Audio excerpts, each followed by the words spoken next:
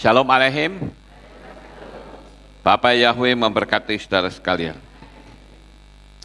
Pagi ini saya akan menyampaikan satu materi yang saya beri tema Misteri Bahtera Noah. Kita masih belajar tentang seputar Bahtera Noah, saudara-saudara. Namun sebelumnya saya akan perkenalkan terlebih dahulu, ada jemaat yang baru pertama kali hadir dalam ibadah kita, yang nanti akan masuk dalam baptisan pembaharuan, yaitu Ibu Bayu Wahyuningsih, Komplek Universitas Terbuka Bogor. Bisa berdiri, Bu? Ya, kasih salam Bapak Ibu Saudara, Bapak Yahweh memberkati. Ya, senang sekali bisa bersama-sama kami untuk beribadah memuliakan Tuhan. Haleluya, silakan duduk kembali. Bagi saudara yang kemarin sudah mendaftar akan baptis pembaharuan, bisa ikut nanti ya, sekalian. Kemudian kita akan lakukan penyerahan anak, yaitu Bezalel Dev Argahasi dari Ibu Stella Nadia Hamid. Silahkan bisa naik ke atas, kita akan sama-sama doakan.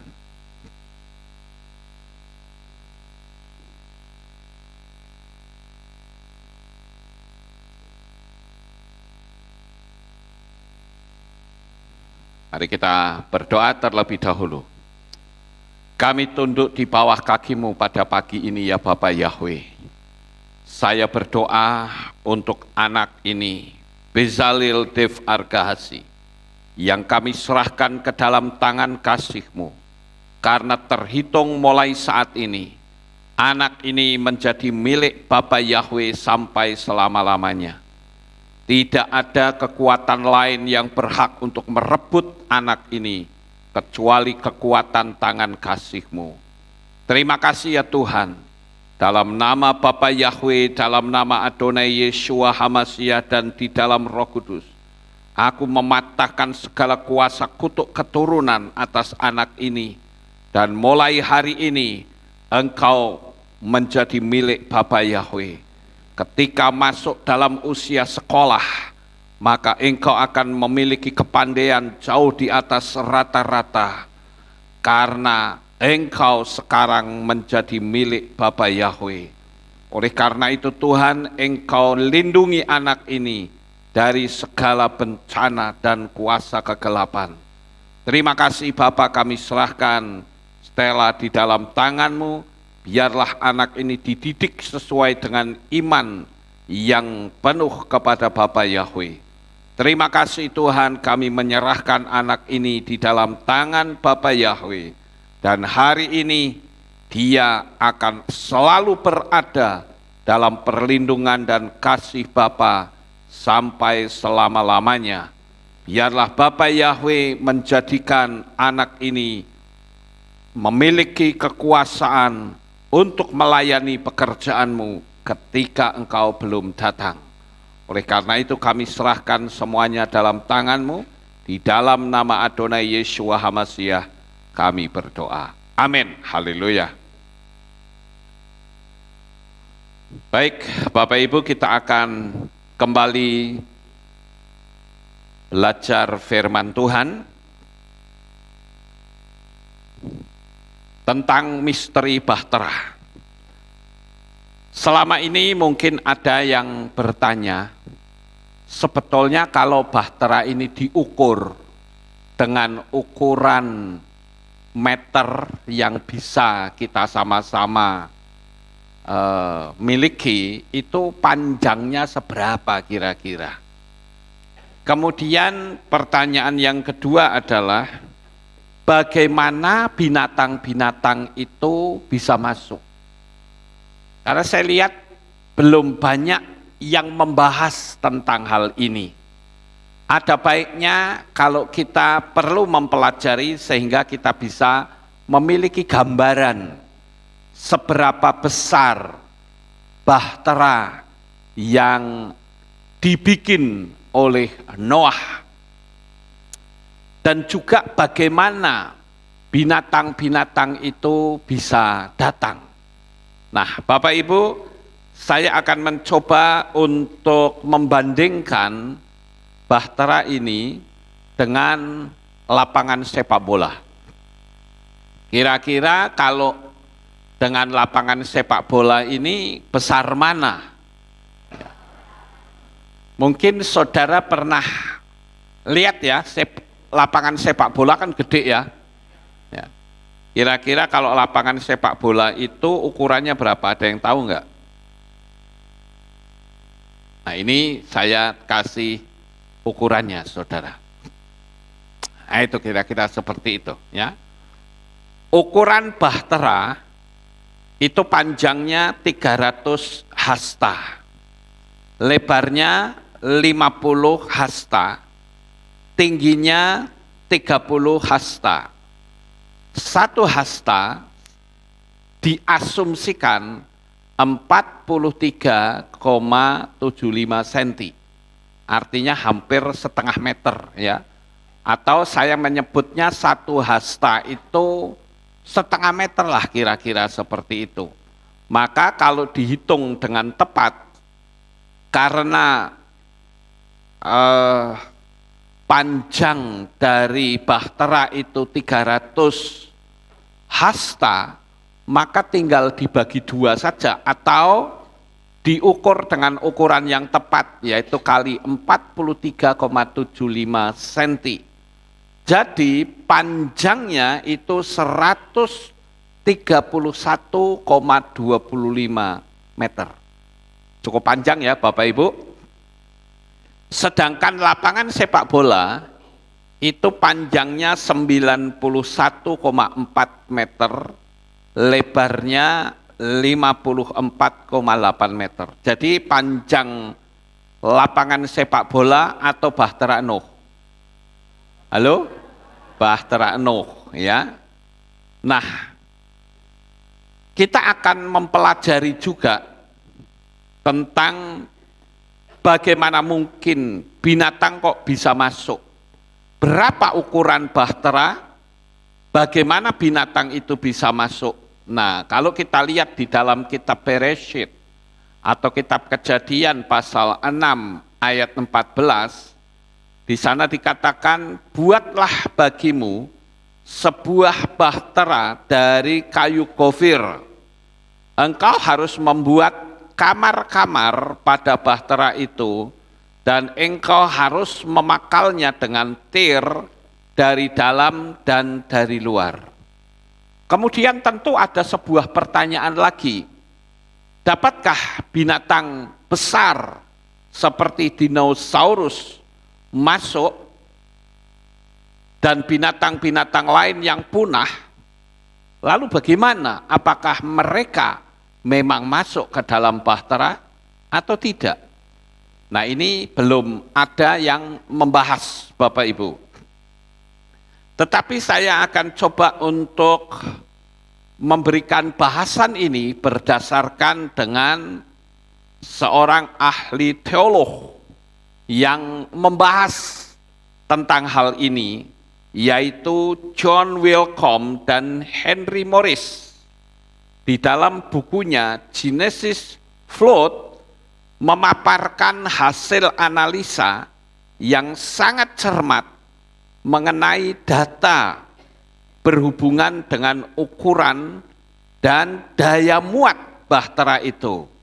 Mereka mencatat bahwa panjang bahtera itu sekitar 131,25 meter, lebarnya 21,88 meter, tingginya 13,3 meter, apabila dihitung dengan ukuran 17,5 inci per hasta. Ya Bapak Ibu, kemudian bahtera itu mempunyai 3 dek.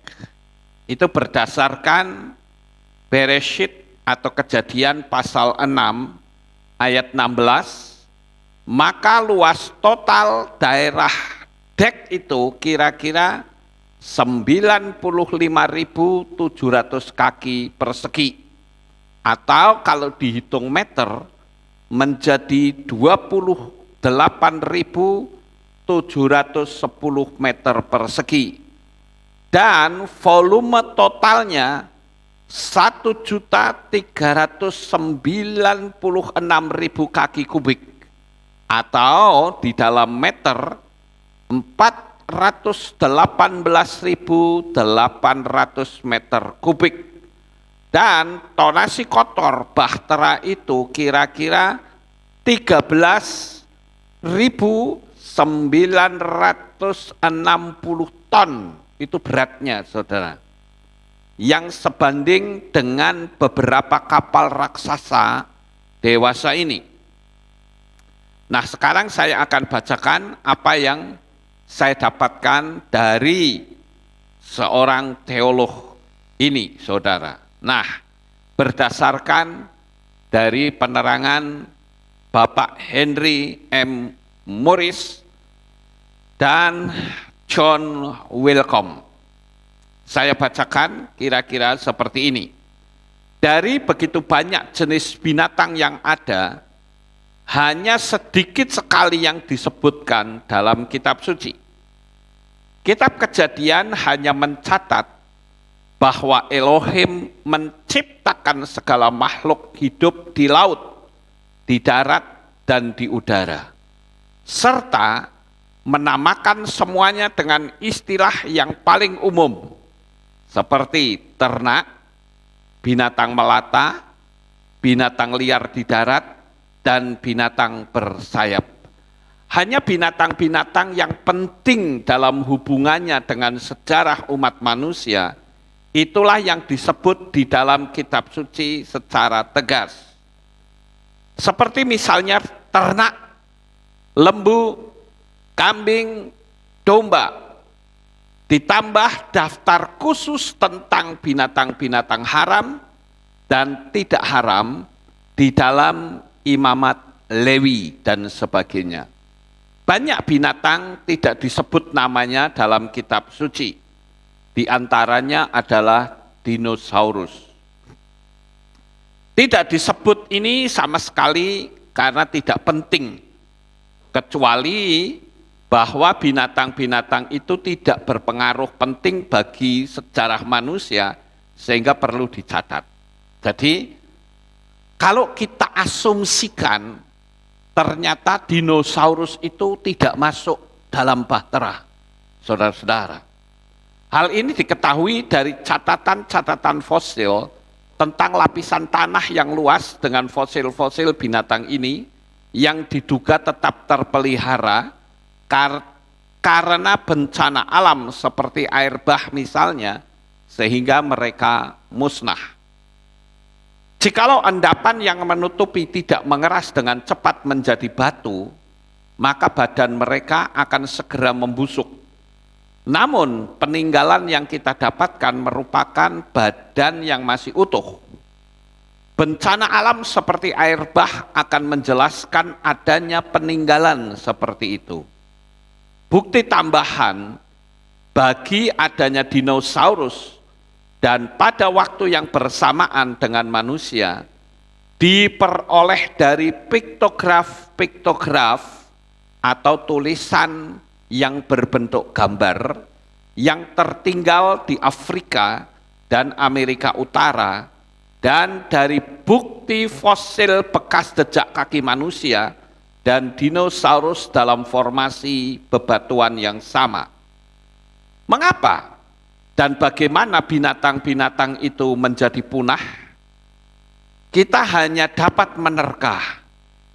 Dari kitab Kejadian kita tahu bahwa ketika Elohim selesai menciptakan segala sesuatu, segalanya itu adalah sangat baik. Ketika manusia jatuh ke dalam dosa, kerusakan dan kematian memasuki alam semesta.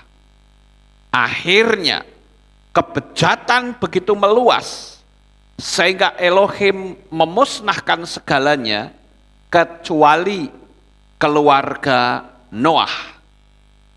Dan sepasang dari tiap jenis makhluk hidup yang diatur Elohim supaya datang kepada Noah agar tetap terpelihara di dalam bahtera.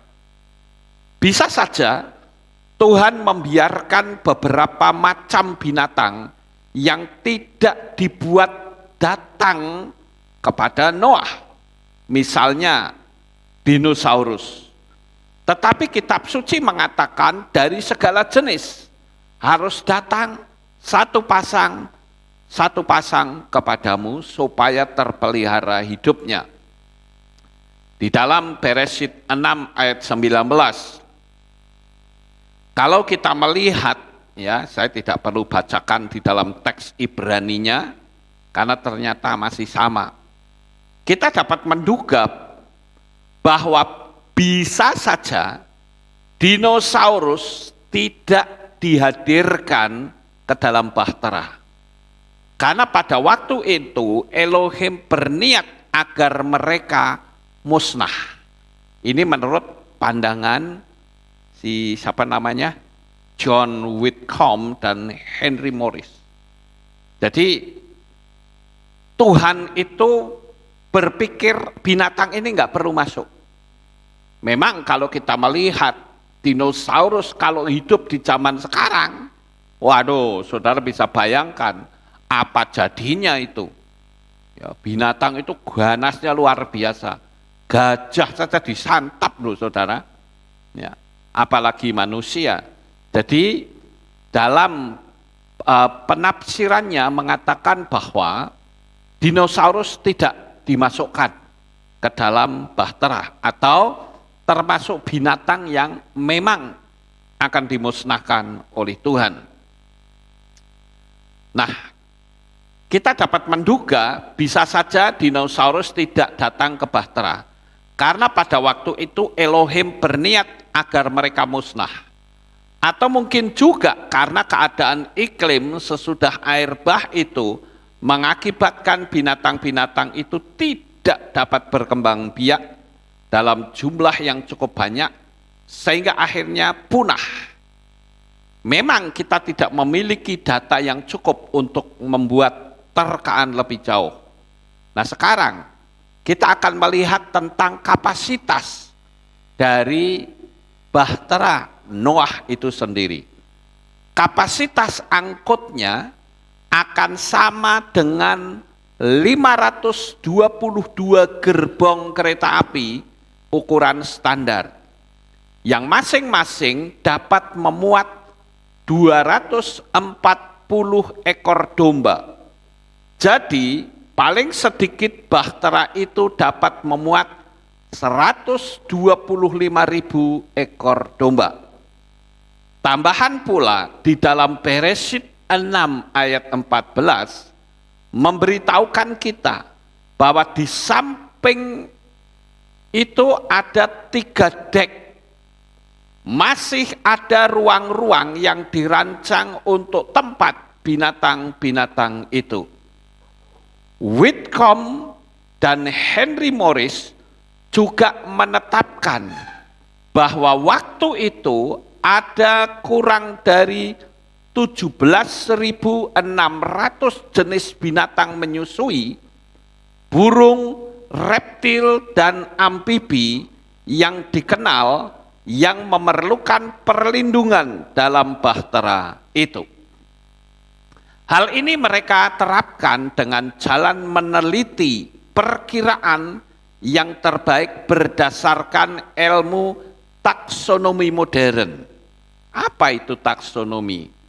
Taksonomi berasal dari bahasa Yunani dari kata taksis dan nomia, yaitu cabang ilmu yang mempelajari klasifikasi makhluk hidup. Jadi, apabila dihitung masing-masing yang masuk ke dalam bahtera adalah sepasang, maka diperlukan ruang hanya untuk 35.200 binatang. Ditambah 5 ekor untuk binatang halal yang sebenarnya jumlahnya hanya sedikit sekali. Tetapi untuk kelengkapan argumentasi, biarlah kita ambil setengah dari jenis-jenis yang ada, yakni 8.800 kali 5 sama dengan 44.000 ekor. Sehingga jumlah maksimal binatang yang masuk ke dalam bahtera itu adalah 79.000 ekor.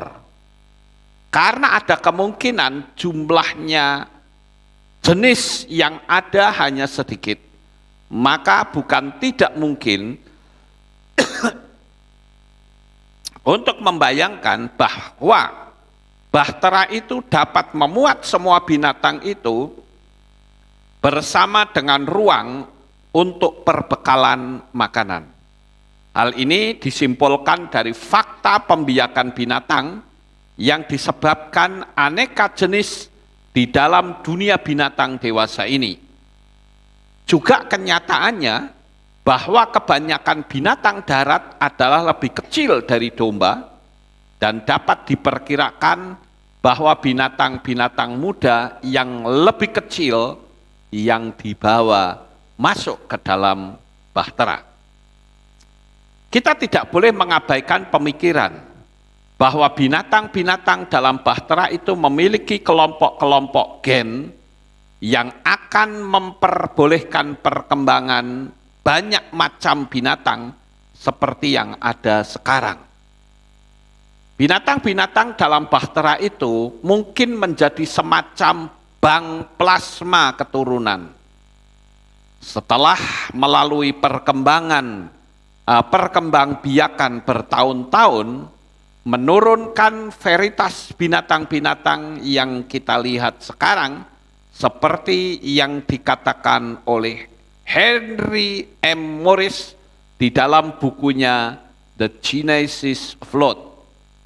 Setelah 100 tahun, penyelidikan dalam zoologi telah memberikan fakta-fakta yang menarik mengenai potensi penggolongan yang menakjubkan, yang telah ditetapkan Elohim dalam jenis-jenis yang dituliskan dalam kitab Kejadian atau kitab Bereshit.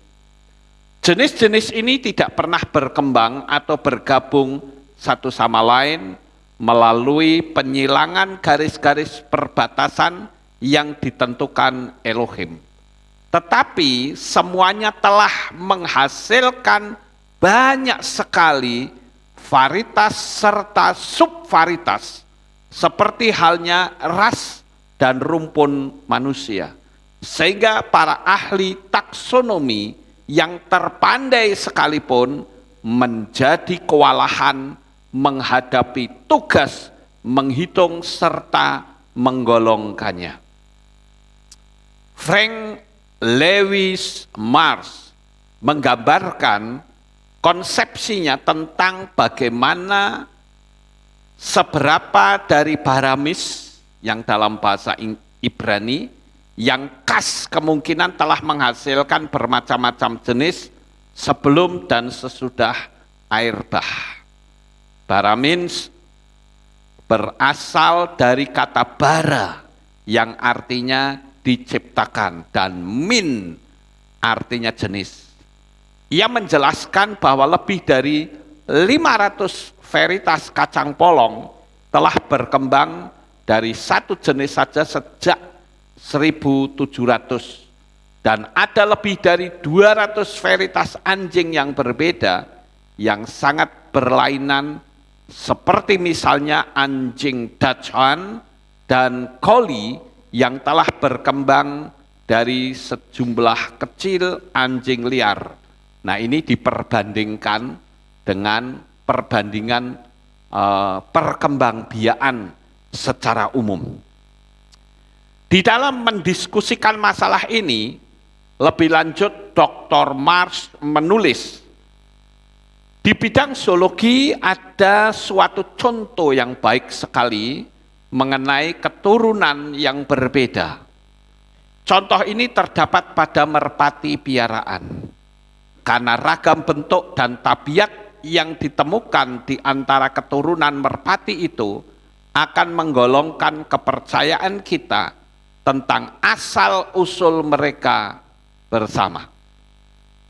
Jika kita tidak mengetahui bahwa mereka semua telah dikembangkan dari merpati karang yang liar, Colombia livia yang terdapat di pesisir Eropa, sungguh menarik apabila kita memperhatikan variasi dari bentuk leluhurnya yang diperlihatkan dalam keturunannya, misalnya Potter, Leghorn, Run, Van Tuyl, Tembler, Owl, Tarshid, dan sebagainya.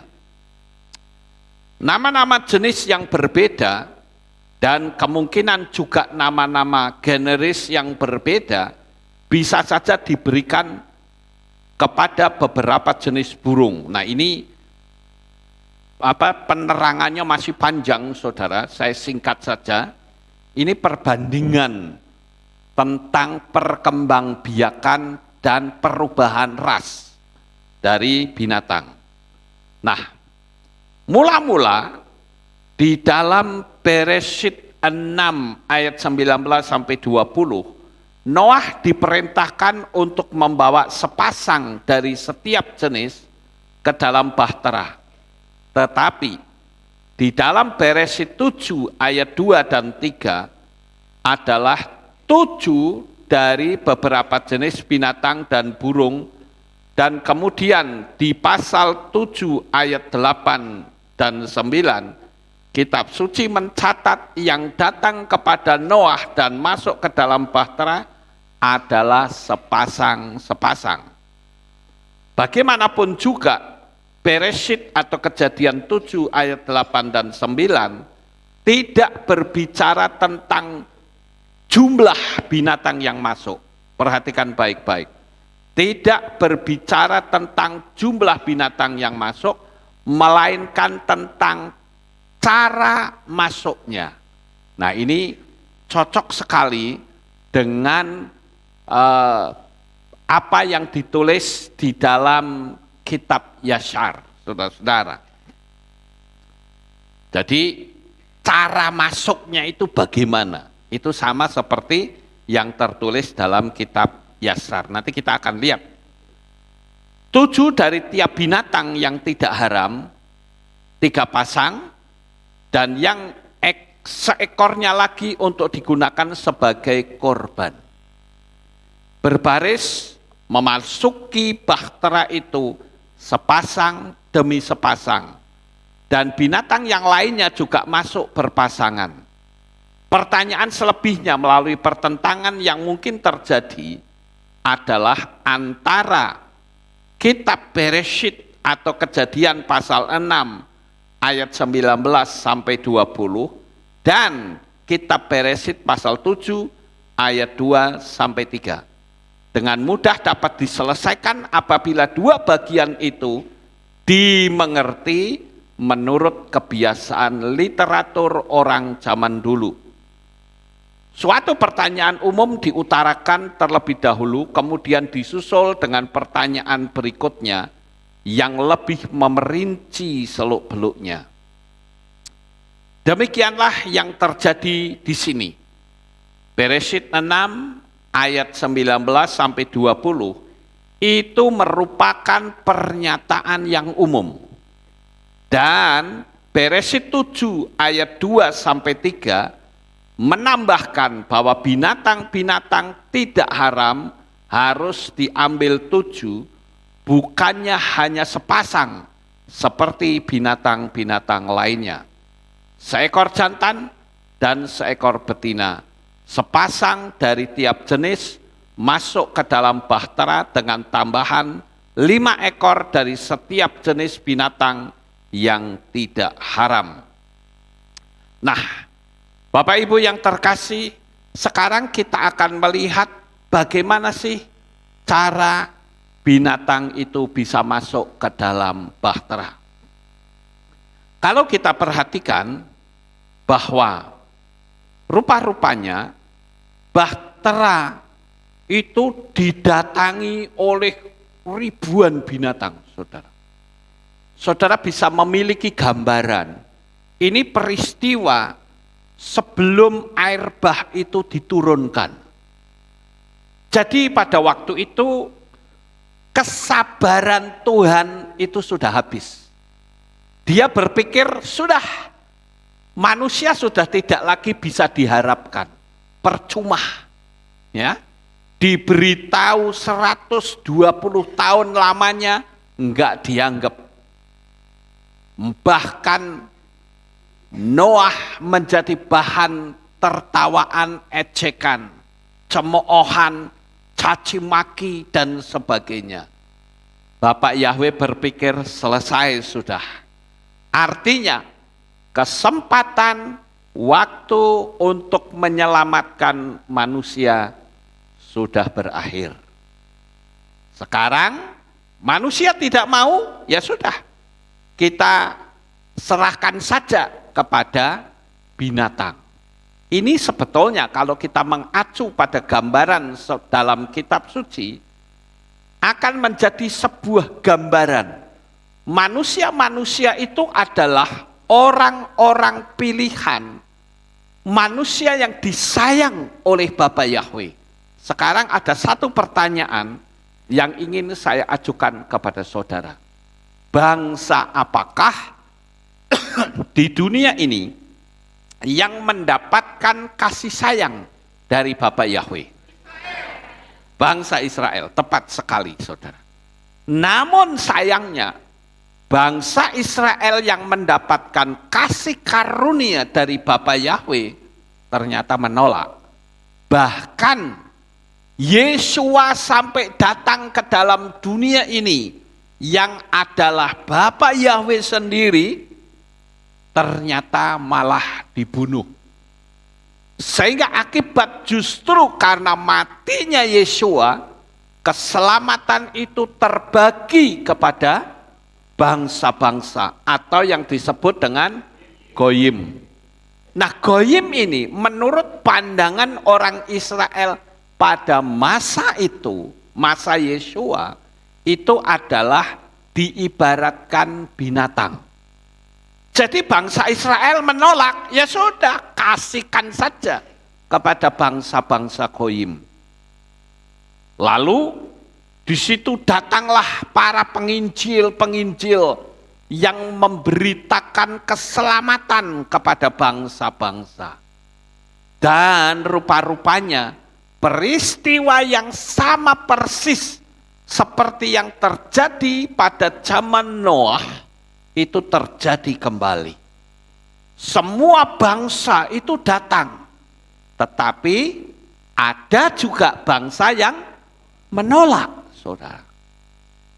Yaitu mereka yang tidak mengakui Yahweh sebagai Sang Pencipta dan yang telah turun ke dalam dunia ini dalam wujud manusia, yaitu Yeshua HaMashiach.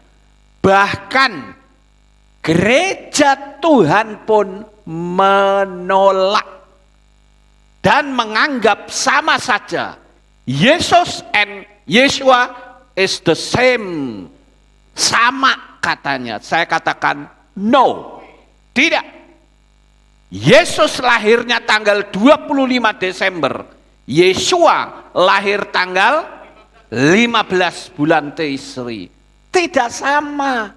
Siapa bilang mengatakan ini hanya salah nama? No. Ada spirit di dalamnya, saudara. Jangan main-main, ya. Kalau Anda mengakui itu arahnya justru ke alam dewa. Kalau saya ngomong seperti ini, salah katanya. Bagi saya, no problem. You mau nyalahkan saya, silakan. Tapi dalam penyelidikan saya katakan, Yesus and Yeshua tidak sama. Ya, Bapak Ibu. Makanya kenapa harus ada baptisan pembaharuan. Supaya spiritnya sama. Saya lanjut Bapak Ibu. Binatang-binatang itu datang. Tapi apakah semua binatang itu bisa masuk? Ternyata tidak, saudara-saudara. Ini gambaran dari binatang-binatang yang berdatangan. Banyak sekali mereka berdatangan. Dan rupa-rupanya kalau kita baca di dalam kitab Yashar, maka Noah itu berdiri di sini, di pintunya, pintu masuk. Nah, ini kan ada orangnya nih. Ya, ini ada orangnya. Ya. Ini Noah bersama keluarganya itu nongkronin di sini. Dan binatang-binatang yang datang ke sini, dia sudah datang loh. Tapi ternyata tidak semuanya bisa masuk. Orang-orang yang diberitakan Injil, dia datang. Tapi apakah semua masuk? Tidak. Hanya dia yang mau tunduk kepada firman Tuhan dan mengakui Bapa Yahweh di dalam Yeshua HaMashiach, dia yang istilahnya memiliki boarding pass. Ya. Jadi saudara dan saya ini sudah merupakan manusia yang mendapatkan boarding pass untuk sampai ke Samayim. Yang lain sama seperti binatang itu datang. Makanya ada ayat yang berkata, banyak yang dipanggil, sedikit yang dipilih. Itu sebuah anugerah yang luar biasa. Bayangkan saudara, orang namanya sekolah teologi, itu kan tiap hari ubat-ubatnya masalah teologi. Sampai nggak ngerti nama Yahweh dan Yeshua. Ngeri nggak saudara? Titelnya aja panjang, STH, MA, doktor, macam-macam. Nggak ngerti nama Yahweh. Ngeri nggak saudara? Giliran ngerti, nggak mau masuk. Nggak ada nyali untuk menerima. Nggak ada nyali untuk memberitakan. Ngeri sekali saudara. Pertahankan imanmu kepada Bapa Yahweh di dalam Adonai Yeshua HaMashiach.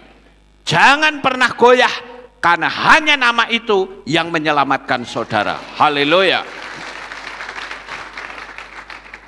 Nah, kita kembali ke masalah ini saudara. Mereka berdatangan dan tunduk. Jadi binatang itu kira-kira begini, saya binatang jalan. Begitu tunduk, Noah bilang, masuk. Tapi binatang yang enggak tunduk. Atau mungkin kalau saya jadi binatang gini. Sombong saudara ya. Lewat. Ya. Ini kan sama saudara. Mau enggak Anda tunduk dan menerima Bapa Yahweh di dalam Yeshua HaMashiach? Itu binatang yang merunduk. Yang tidak merunduk, lanjut. Ya, saya bacakan di dalam kitab Yashar. Kitab Yashar pasal 6 ayat 2 sampai ayat yang ke-15 saya bacakan. Ini saya kutipkan sampai 3 ayat saja dulu, lanjutnya saya baca dari sini. Ya. Dan Yashar pasal 6 ayat 2 sampai ayat 15. Dan engkau harus pergi dan menempatkan dirimu di pintu bahtera. Gambarnya sama ya, di pintu bahtera. Maka semua binatang liar, hewan-hewan dan unggas akan berkumpul dan mendekatkan diri mereka kepadamu. Dan mereka yang datang dan merundukkan badan di hadapanmu, haruslah engkau ambil dan serahkan ke tangan anak-anakmu yang akan membawanya ke dalam bahtera. Namun semua yang berdiri di hadapanmu haruslah engkau tinggalkan. Maka Yahweh membawa pada keesokan harinya hewan-hewan, binatang liar dan unggas datang ke dalam jumlah besar dan mengelilingi Bahtera. Jadi yang membawa binatang itu mendekat ke Bahtera siapa? Bapak Yahweh sendiri. Tapi ingat, binatang itu ada yang mau merunduk dan ada yang tidak. Bapak Yahweh juga bawa bangsa-bangsa untuk percaya, untuk mendekat ke dalam bahtera keselamatan. Tapi sayang sekali, setan memelesetkannya sehingga memanggil dengan nama yang salah. Sekali lagi, memanggil dengan nama yang salah, saudara. Ingat, nama apapun alasannya tidak bisa diubah. Contoh misalnya nama Lukas, L-U-K-A-S, sekarang diganti L-O-E-K-A-S. Nama resmi saya L-O-E-K-A-S. Kenapa kok bisa seperti itu? Karena sebetulnya nama yang benar itu L-U. Tetapi pada waktu dulu mengurus balik nama, nulisnya L-O-E. Dulu kan banyak pejabat yang ngaco, saudara. Katanya punya sekolah pendidikannya tinggi. Lah nulis L-U saja jadi L-O-E. Ya, lucu ya. Begitu akte sudah jadi, ditunjukkan ini salah, Pak.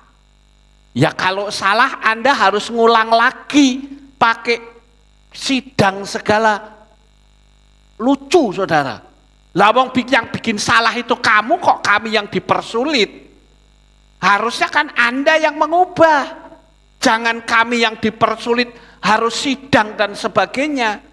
Maka daripada ribet, wes LOE ora masalah. Ya habis dipersulit malah ribet, saudara. Yang bikin salah kamu, kamu yang mempersulit. Itulah para pejabat zaman dulu kayak begitu. Datangnya jam 10, jam 12 sudah pulang. Kenapa? Karena saya ngalami. Ya. Ya itulah orang-orang yang seperti itu. Nah, jadi kita lihat di situ ya, bahwa binatang-binatang itu datang, tetapi sayang sekali, ada yang mau merunduk dan ada yang tidak mau. Saya baca ke ayat yang berikutnya dari HP saya, ayat 4. Noah pergi dan menempatkan dirinya di pintu bahtera. Dia jagain pintu, saudara. Dan dari semua makhluk yang merundukkan badan di depannya, dia bawa masuk ke dalam bahtera, dan semua yang berdiri di hadapannya dia tinggalkan di bumi. Dan datanglah seekor singa betina dengan 2 ekor anaknya, jantan dan betina. Ketiganya merunduk di depan Noah. Maka 2 anak singa ini bangkit menyerang singa betina itu dan memukulnya dan membuatnya lari dari tempatnya. Dan dia pergi dan mereka kembali ke tempat semula, merunduk di atas bumi di depan Noah. Jadi sekalipun sudah merunduk, masih bertengkar, saudara. Ngeri ya, sama enggak seperti sekarang? Sudah sama-sama panggil nama Yahweh, kok bisa loh seneng bertengkar? Ada enggak seperti itu? Banyak, saudara. Itu yang jadi batu sandungan. Ya, ini binatang-binatang ini sudah merunduk. Lah kok bisa saling menerkam? Sami mawon setali 3 uang. Ya. Kita lanjut. Ayat 6. Singa betina ini melarikan diri dan berdiri di tempat singa-singa jantan. Noah melihat semuanya ini dan sangat takjub.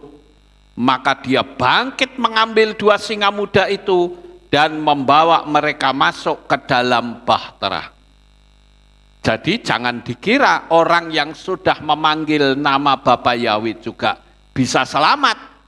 Tidak, setan masih cegat, saudara. Contohnya apa? Saya punya teman dulu yang berapi-api memanggil nama Bapa Yahweh.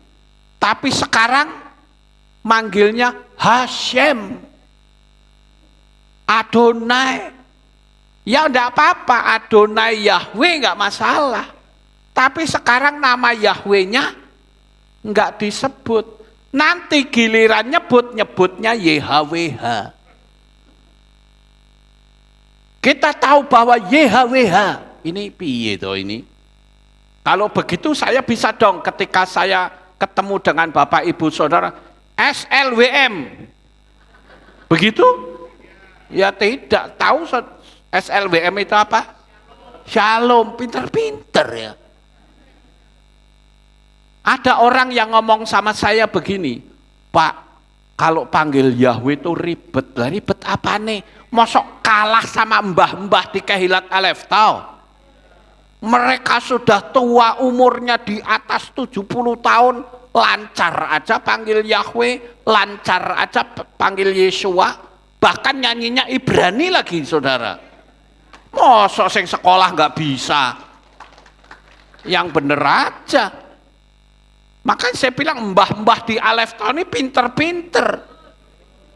Mereka bisa nyanyi Ibrani. Masa orang yang katanya sekolahan bertitel kok ngomong katanya panggil Yahweh dan Yeshua, ribet. Ribet apa nih? Kalah sama burung beo sampean. Ya. Loh saya ngomong serius, betul nggak Bapak Ibu? Burung beo diajari bisa. Ayo ngomong haleluya, haleluya, dia sebut haleluya. Dia sebut Yeshua, dia berani sebut Yeshua. Walaupun burung beo tidak tahu selamat pagi, padahal malam hari. Tapi disuruh nirukan dia bisa.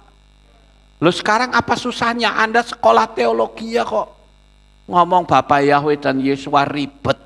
Aneh banget saudara. Tapi ngomong nama Arab Yunani kok lancar. Sama-sama dari luar negeri, kenapa Anda tidak cari yang ori? Ya, carinya yang KW. Ya, Bapak Ibu. Saya lanjut tadi sampai di ayat berapa? 6 ya. Ayat 7.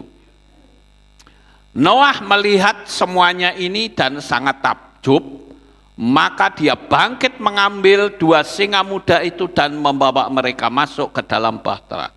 Noah membawa ke dalam bahtera semua makhluk hidup yang ada di muka bumi sehingga tidak ada yang tertinggal. Semua yang dibawa Noah ke dalam bahtera.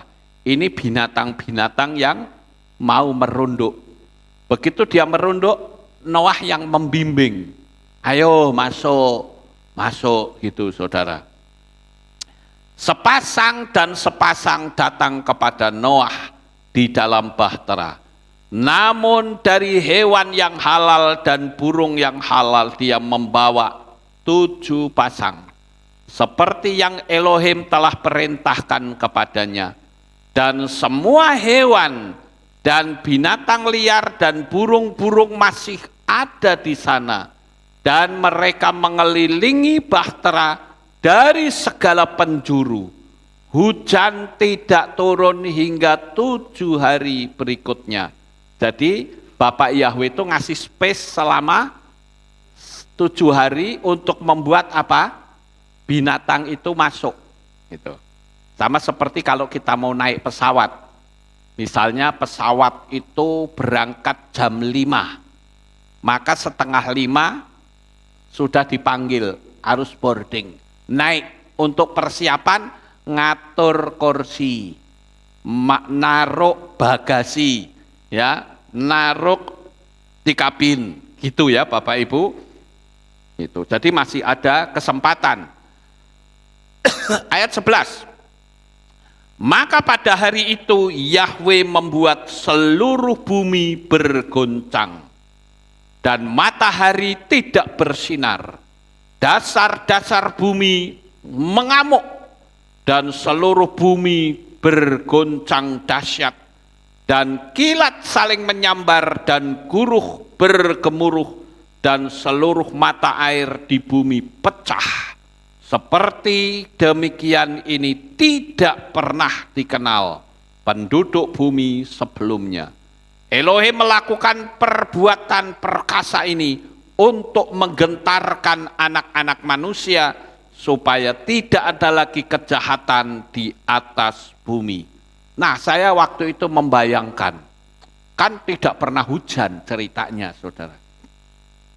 Orang mungkin diceritain Noah akan terjadi banjir tuh hanya ketawa, nih orang gila ini. Akibatnya apa, saudara? Akibatnya orang-orang itu enggak mau mikirin Noah, saudara. Tiba-tiba gerimis, hujan. Mereka seneng, wah sekarang hujan nih, asik hujan. Ternyata hujan enggak berhenti-berhenti, saudara. Dan yang lebih mengerikan lagi, sumber mata air itu mengeluarkan air ke atas. Dan yang atas ke bawah. Wow, saudara bisa bayangkan. Buminya dikom, saudara. Buminya dilelepke, ditenggelamkan. Ayat 12. Namun tetap anak-anak manusia tidak mau berbalik dari jalannya yang jahat, dan mereka menambahkan amarah Yahwe pada waktu itu, dan bahkan tidak mengarahkan hati mereka kepada semua ini. Ya iyalah, mereka masih senang-senang, hore kita hujan, ya toh. Mereka nggak pernah berpikir bahwa hujan itu tidak berhenti.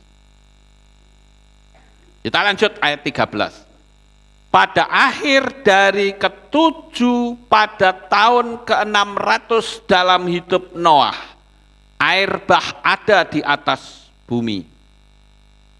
Seluruh mata air di dasar samudera raya terbelah, dan jendela-jendela langit terbuka, dan hujan turun atas bumi 40 hari 40 malam.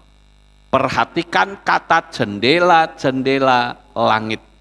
Ini membuktikan bahwa bumi kita adalah flat. Ya, bukan bulat seperti buatannya si mata satu. Ya. Bumi itu flat, saudara. Ada lengkungan kubah gitu ya. Nah itu jendela itu dikatakan terbuka, saudara. Saya sudah pernah menerangkan ini, saudara bisa lihat, masih ada 2 video saya yang tidak terhapus oleh YouTube. Ya karena ini menyangkut mereka ya, membongkar kebohongan mereka, sehingga ya 1 video saya plus bukti-bukti yang sekitar 4 atau 5 jam lamanya itu dihapus sama YouTube ya, tapi yang lain seperti Firmanen atau Cakrawala itu masih ada ya, saudara bisa lihat di sana. Yang terakhir ayat 15. Noah dan seisi rumahnya dan semua makhluk hidup yang ada bersamanya masuk ke dalam bahtera karena air bah, dan Yahwe menutupnya di dalam. Jadi pada waktu mulai hujan rintik-rintik, sementara manusia masih sukacita nari-nari, tangan Bapak Yahwe itu menutup pintunya bahtera. Yang menutup pintu bahtera siapa? Bapak Yahwe sendiri. Sehingga itu menjadi gambaran pintu anugerah tertutup. Sekarang mari kita lihat gambarannya supaya lebih jelas. Kita tonton videonya cuma 4 menit saja. Silakan diputar.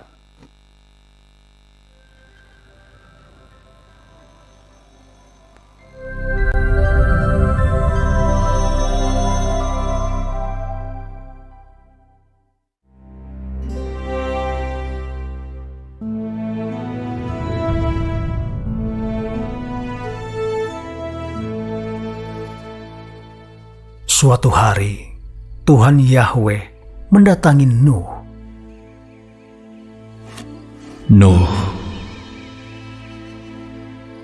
Nuh.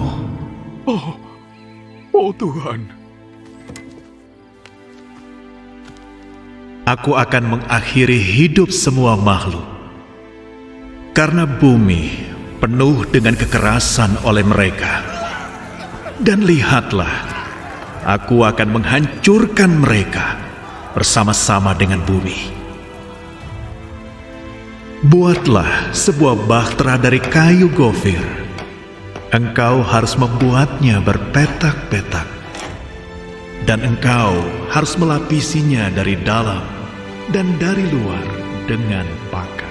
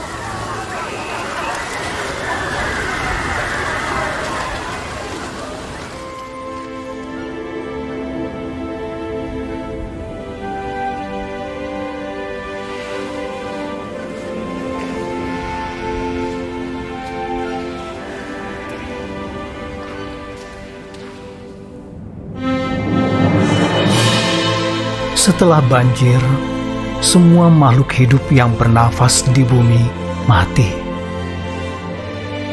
Kecuali 8 orang dalam keluarga Nuh dan segala macam makhluk hidup dalam bahtera.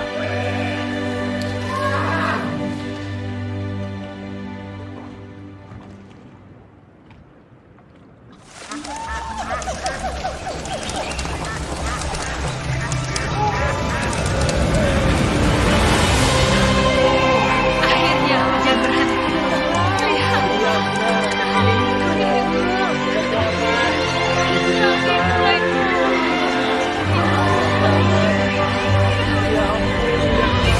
oh Tuhan,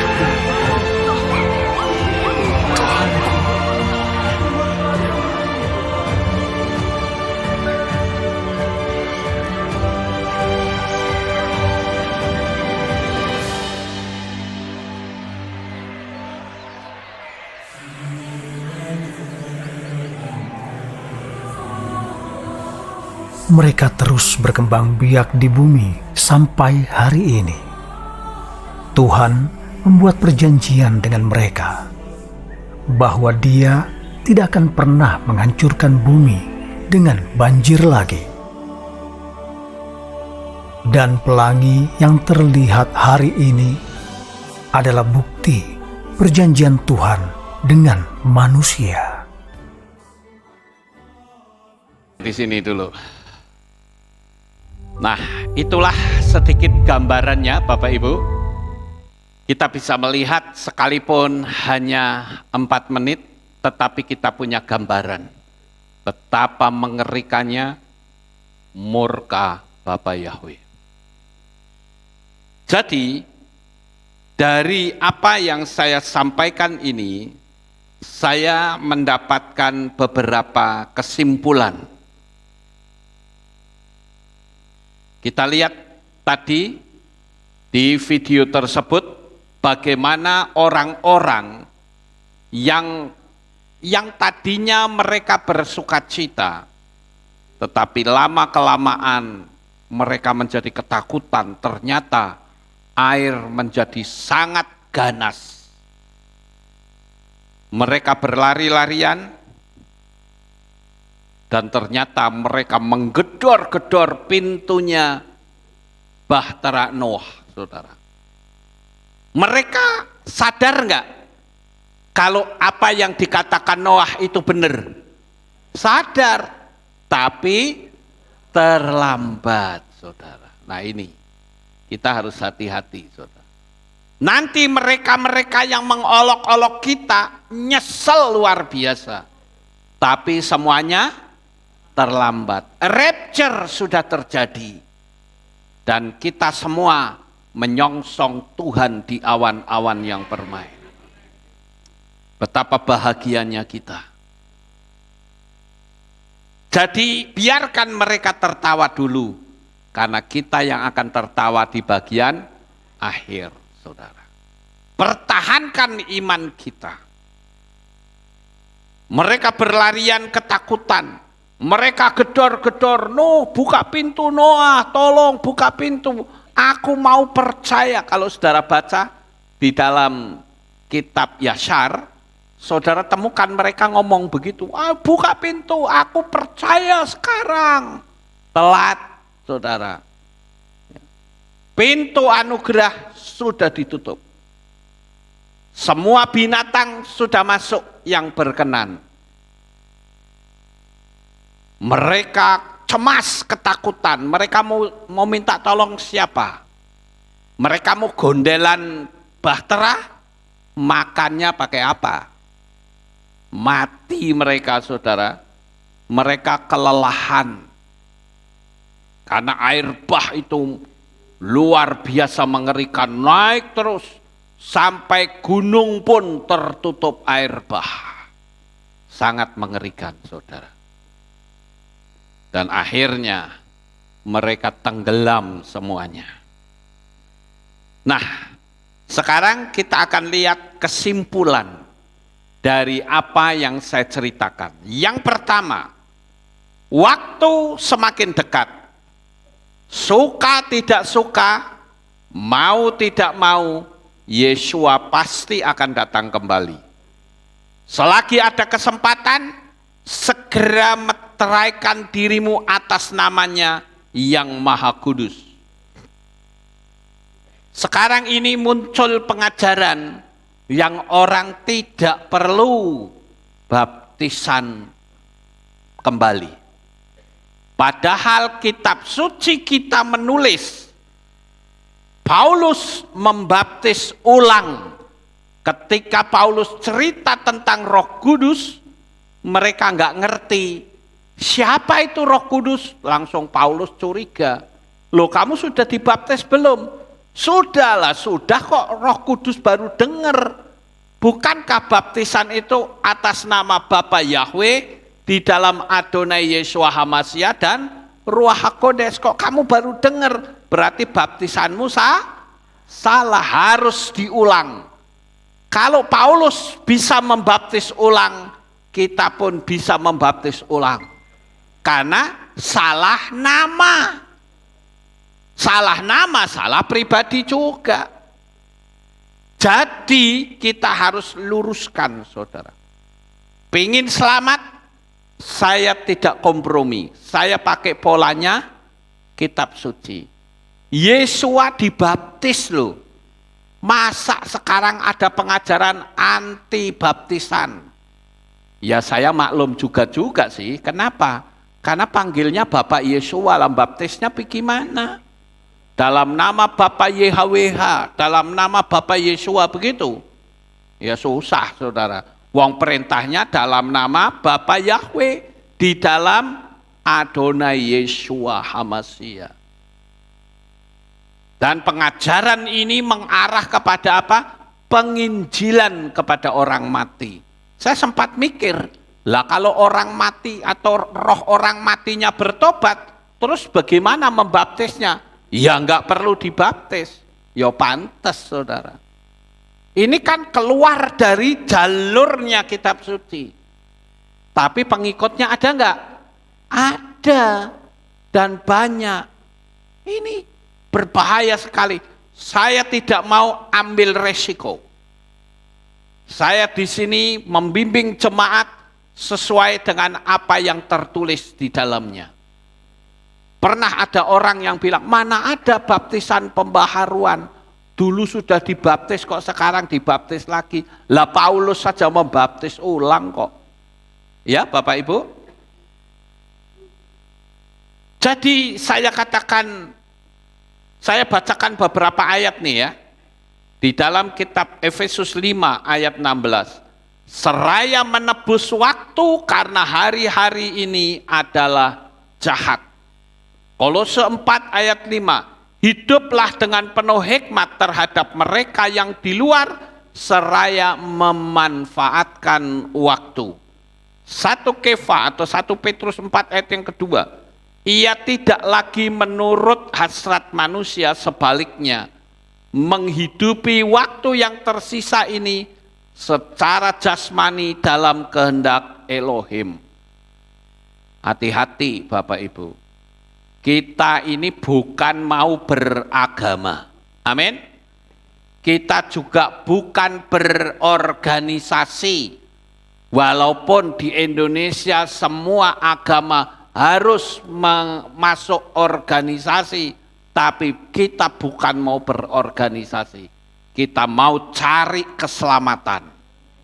Ya, Bapak Ibu, organisasi biarkan itu urusan dunia, urusan kegerejaan, urusan keagamaan. Tetapi yang terpenting bagi kita adalah kita mau ikutin firman supaya kita selamat. Kemudian kita lihat kesimpulan yang kedua. Bapa Yahweh itu berpihak pada orang yang tunduk pada firman-Nya atau perintahnya, bukan banyaknya manusia atau mayoritas. Mayoritas zaman Noah menolak, bukan? Ada orang yang ngasih nasihat sama saya begini, Pak Lukas, Anda harus bertobat. Oh ya? Bertobat maksudnya? Janganlah panggil-panggil Yahweh, salah itu. Oh gitu. Terus kalau saya nggak mau bagaimana? Diam mereka saudara. Saya katakan saya akan tetap panggil nama Bapa Yahweh. Karena bagi saya nama Yahweh di dalam Adonai Yeshua HaMashiach itu harga mati. Tidak bisa diubah. Ya. Zaman Noah, Tuhan berpihak hanya 8 orang saja. Bahkan ada orang yang nyinyir bilang begini, kalau begitu berarti Pak Lukas menganggap bahwa gerejanya Bapak sendiri yang nanti akan selamat. Saya jawabnya apa? Iya, lawang saya ikutin firman ya saya selamat. Kalau begitu berarti pengajaran Pak Lukas menganggap Pak Lukas paling benar. Iya. Lah kalau saya nggak yakin pengajaran saya itu benar, saya khotbahkan, lah jemaat makan racun kalau begitu. Betul nggak Bapak Ibu? Saya harus yakin apa yang saya khotbahkan itu benar, karena sesuai firman Tuhan. Kan mereka berharap, oh tidak, kan gitu. Saya bilang iya. Ya. Terus ada lagi yang bilang, Pak Lukas ini suka mencocok-cocokkan atau cocokmologi. Saya bilang iya. Kenapa? Karena kalau Anda mencocok-cocokkan yang namanya tidak cocok, ya tidak bisa. Paham nggak saudara? Kalau orang bilang, oh cocokmologi, yes, itu saya. Ya, karena apa? Karena kalau Anda mau cocok-cocokin, nggak akan bisa. Karena memang tidak cocok. Nama Yahweh dan Yeshua kalau dihitung angka gematria cocok nggak? Cocok, karena memang harus dicocokkan. Kalau orang bilang cocokmologi, ya harus, itu ilmu yang menyamakan. Sehingga dengan cocokmologi akan ketahuan mana yang benar, mana yang salah. Saya tidak menolak, oh bukan, yes, saya cocokkan. Ya.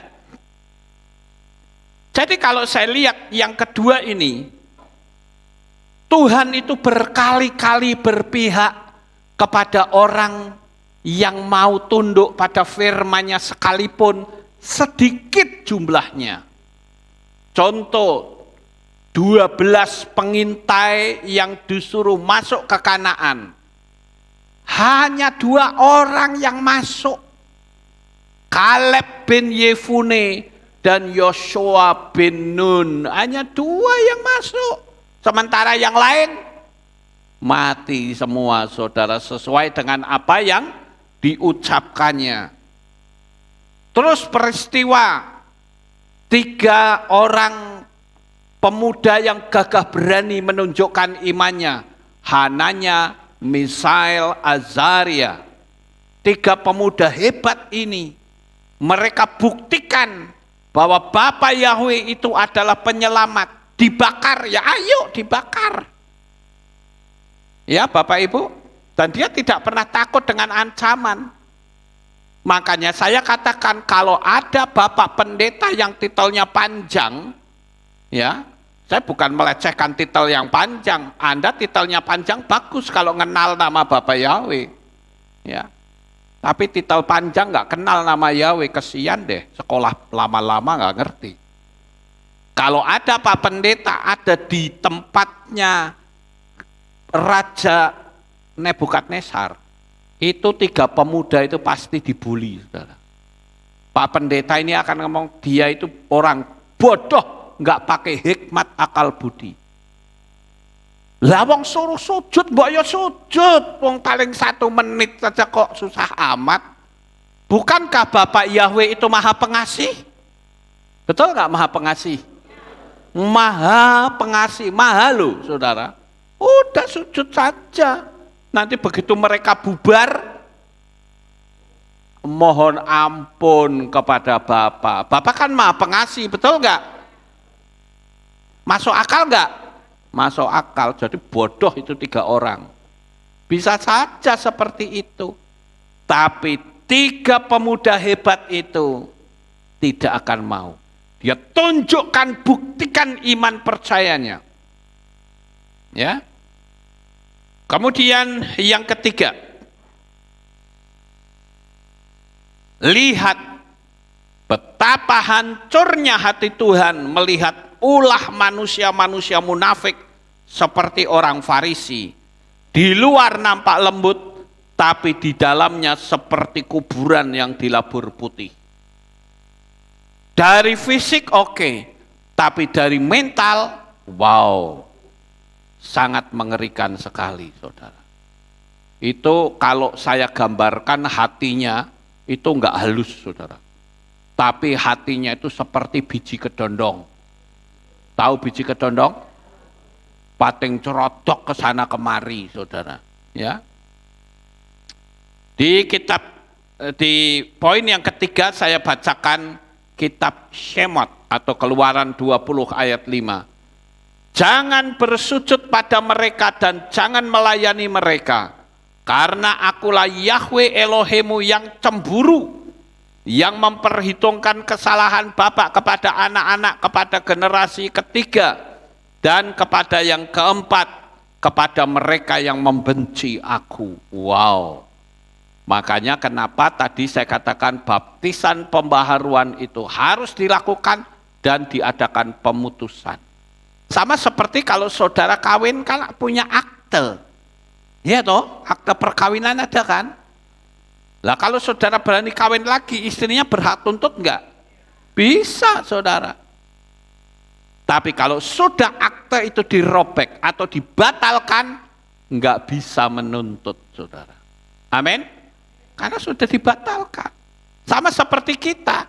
Dulu kita waktu dibaptis diikat dalam nama siapa? Ya, diikat dalam nama siapa?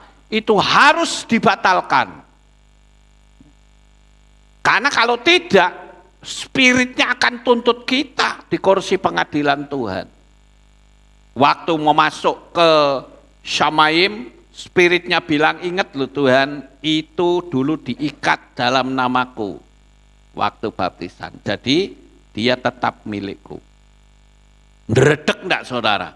Pasti dredeg itu, gemeter, waduh iya ya, kenapa dulu aku nggak mau baptis pembaharuan ya, sekarang spiritnya tuntut.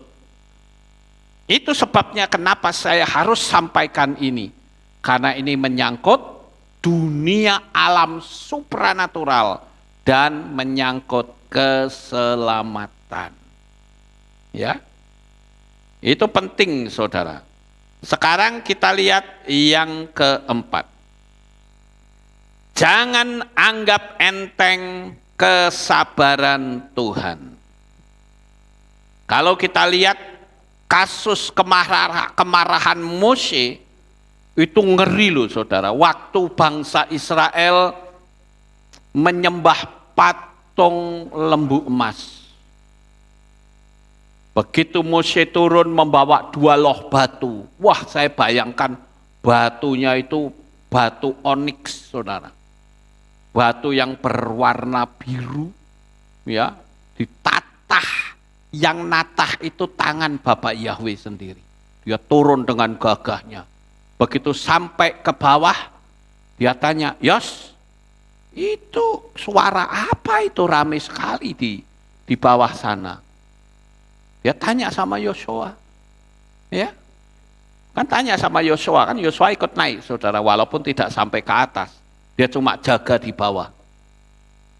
Itu suara apa, Yos? Itu suara orang-orang menyembah patung lembu emas. Wah, bededek nggak, saudara? Lah aku bergumul mati-matian sampai ke atas gunung Sinai. Kok di bawah menari-nari, wah meloncat-loncat sambil berkata, inilah Yahweh yang membawamu keluar dari Mesir. Kurang ajar nggak itu saudara? Lembu emas dibilang Yahweh. Nah ini ayat suka dipakai oleh orang yang anti Yahweh.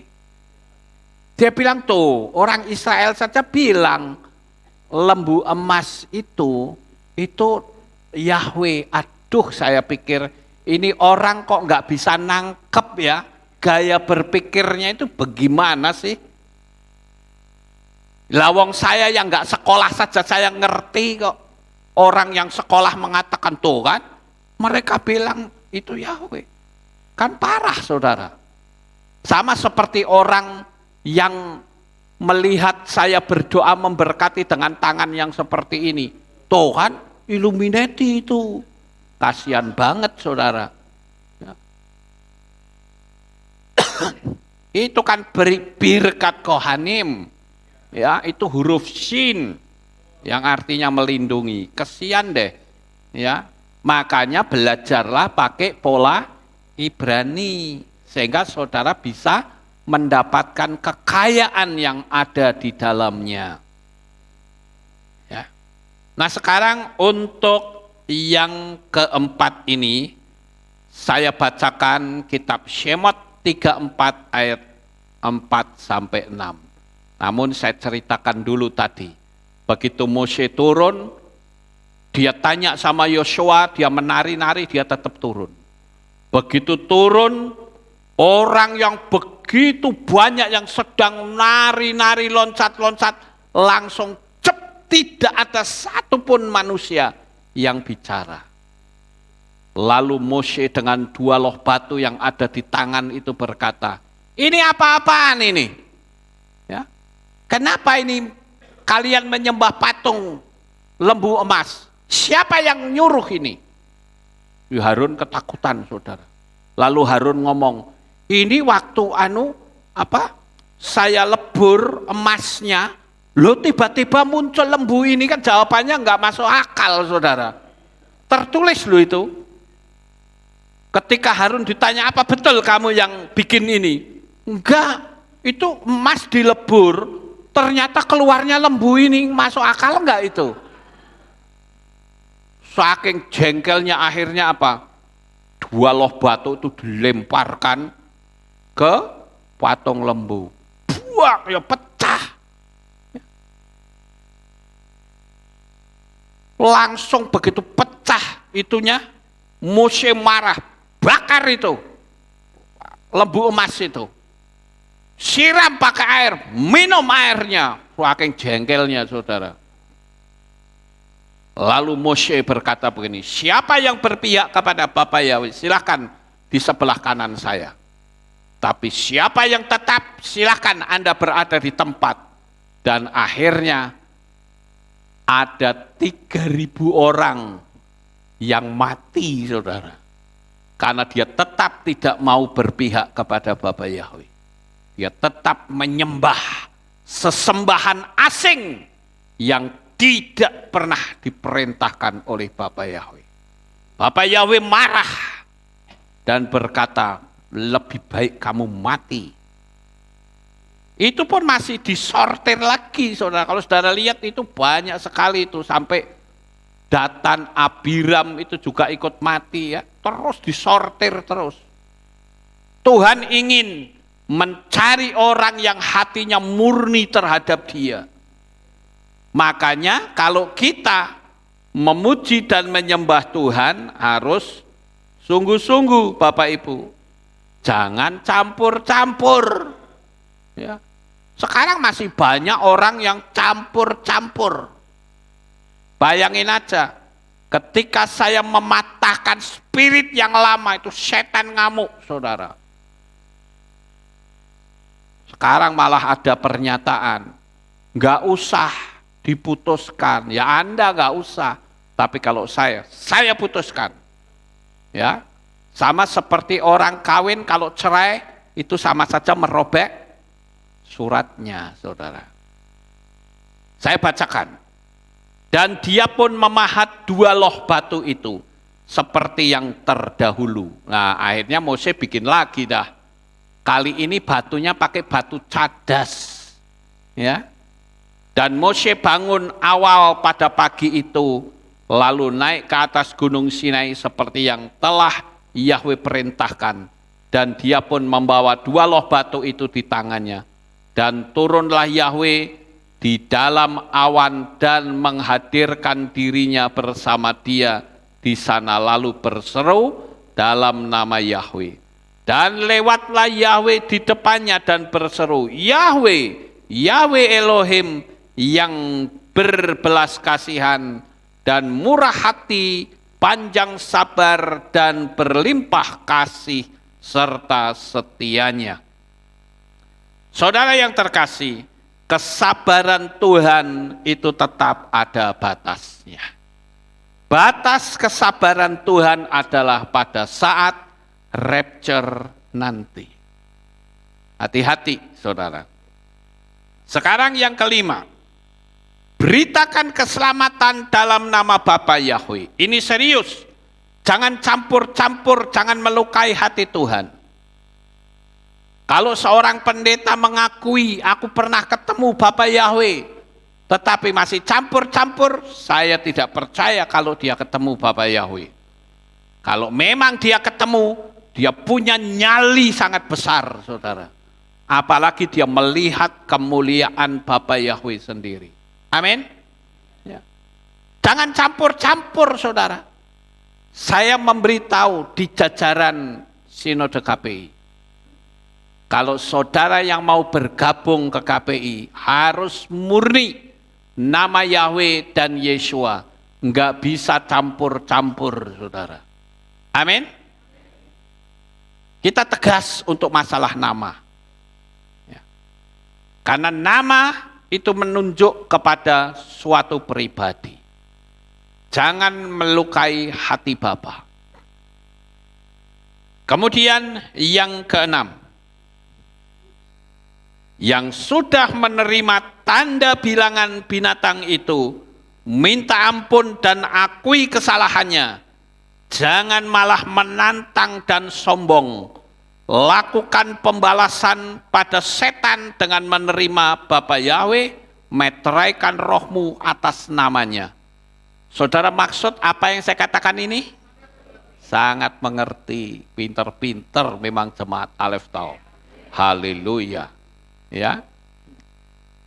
Saya bacakan di dalam kitab Gilyahna 13 ayat 17 dan 18. Dan supaya setiap orang tidak dapat membeli atau menjual, kecuali dia yang mempunyai tanda atau nama binatang itu atau bilangan namanya.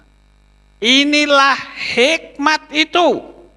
Siapa yang memiliki pengertian, biarlah dia menghitung bilangan binatang buas itu, karena itu adalah bilangan seorang manusia, dan bilangannya adalah 666. Sekali lagi, saya hanya menggunakan kode bahasa. Saya yakin saudara pasti sudah paham. Amin. Sekarang yang berikutnya, saudara. Nah, buktikan imanmu. Jangan dengan menolak tanda bilangan binatang itu. Berani saudara menolak? Harus berani. Ya. Jangan pernah saudara kompromi. Ingat saudara, korbannya sudah banyak. Jangan main-main dengan masalah ini. Ya. Sekarang yang berikutnya, yang ke-8. Setan tahu kalau waktu dia di dunia makin habis. Oleh karena itu mereka akan melakukan penyesatan dengan kemampuan yang paling tinggi sehingga tidak terdeteksi karena dikemas dengan kebaikan dan kesucian. Nampaknya baik bukan? Tapi ternyata seperti kitab suci tulis, ada jalan yang disangka lurus tetapi ujungnya menuju maut, saudara. Kesimpulan yang ke-9. Kalau kau memiliki talenta atau bakat, gunakan untuk kemuliaan Bapa Yahweh. Ayo, saudara punya talenta, bakat apa? Ya, jangan sampai saudara cuma jadi pemanas kursi kehilat. Tahu didudui jadi panas, saudara. Nanti begitu pulang, duduk lagi, panas lagi, cuma manasin kursi kehilat. Tapi ambil bagian dalam pelayanan. Sekalipun pelayanan itu tidak harus di panggung ini. Pelayanan itu bisa mendoakan orang sakit. Pelayanan bisa saudara mengunjungi orang-orang yang tidak datang ibadah. Tidak harus berkata, itu kan urusannya tim besok. Salah, saudara. Saudara punya talenta apa? Gunakan dengan sebaik-baiknya. Saudara punya bakat apa? Ingat loh, dalam kasus ini ada orang yang diberi 1 talenta, ada yang diberi 3 talenta dan sebagainya. Yang diberi 1 talenta, diapain saudara talentanya? Dikubur dalam tanah. Dan ketika si pemilik talenta itu datang, orang itu menerima hukuman. Karena apa? Dia menyembunyikan talentanya. Jadi kalau saudara punya talenta, gunakan dengan sebaik-baiknya.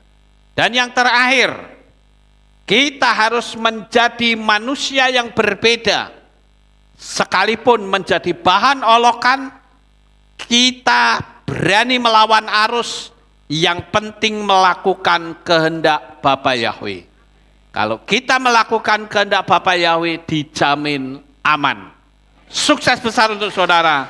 Bapa Yahweh memberkati. Haleluya. Kita tunduk kepala dan kita akan berdoa. Kami mengucapkan terima kasih dan syukur kepadamu ya Bapa. Pagi hari ini selesai sudah kami memberitakan firman-Mu. Biarlah apa yang kami sampaikan menjadi berkat bagi umat-umat-Mu. Kami sangat bersyukur karena Engkau memberi kemampuan untuk kami bisa menerima namanya. Terpujilah Engkau Bapa, di dalam nama Adonai Yeshua HaMashiach kami sudah berdoa. Amin. Haleluya. Ada pengumuman? Oke. Shalom. Berjumpa kembali dalam Aleph Tau Update News. Berikut kami sampaikan pengumuman minggu ini.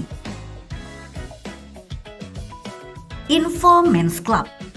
Ibadah Men's Club akan diadakan pada hari Selasa 2 Mei 2023 pukul 18.00 sore di Kehilat. Divisi Ibadah Youth mengajak teman-teman yang berjiwa muda untuk hadir dalam Fire of the Spirit yang akan diadakan pada hari Sabtu 13 Mei 2023 pukul 18.30 malam di Kehilat Aleftau Magelang. Demikian pengumuman minggu ini. Sampai jumpa di Aleftau Update News selanjutnya. Bapak Yahweh memberkati. Amin. Itulah pengumumannya. Kita akan akhiri kebaktian kita. Saya mengundang jemaat Tuhan kita bangkit berdiri. Kita tutup dalam doa. Terima kasih Bapak Yahweh. Selesai sudah ibadah kami. Dari awal, pertengahan, sampai pada akhirnya. Sebentar lagi anak-anakmu akan kembali pulang ke rumah mereka masing-masing.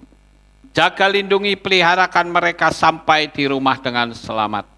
Pertemukan kembali pada jam-jam ibadah mendatang di dalam ikatan tali kasih-Mu. Terima kasih ya Tuhan, inilah doa syukur yang kami naikkan. Di dalam nama Adonai Yeshua HaMashiach, kami sudah berdoa. Mari kita angkat tangan kita dan kita akan menerima berkat Kohanim. Haleluya. Yevareka Yahweh wa yishmereka.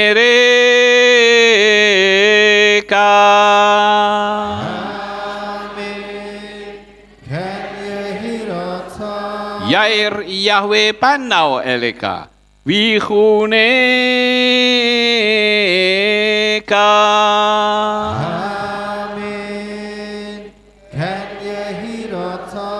Yesa Yahweh panau eleka wa yashem lecha shalom.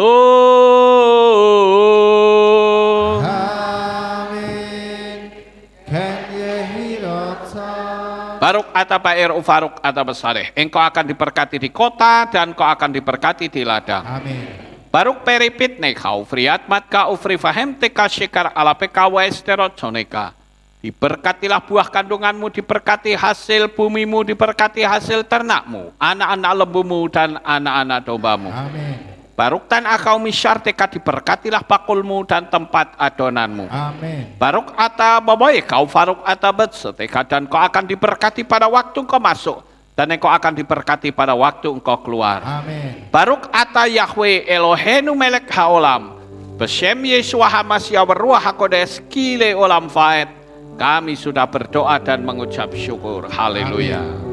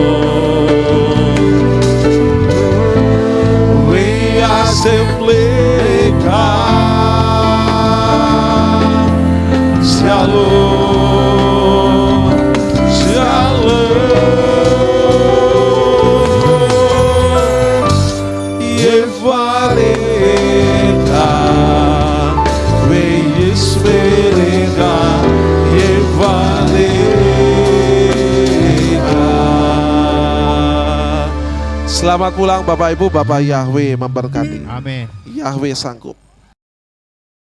Yang Maha Kuasa. Terima kasih atas kehadiran Bapak Ibu Saudara sekalian dalam ibadah bersama kami di Kehilat Alef Tau Magelang. Doa saya Bapa Yahweh memberkati dengan kesehatan yang sempurna, damai sejahtera dan berkat materi yang semakin melimpah. Kami menunggu kembali kehadiran Bapak Ibu Saudara sekalian pada jam yang tersedia. Hari Sabat jam 5 pagi, hari Minggu jam 6 pagi, hari Rabu jam 6 sore. Siap sedialah sebagai mempelai Hamasiah untuk menyambut kehadiran mempelai pria kita yaitu Adonai Yeshua Hamasiah di awan-awan yang permai. Amen lehitraot. Shalom, sampai jumpa kembali.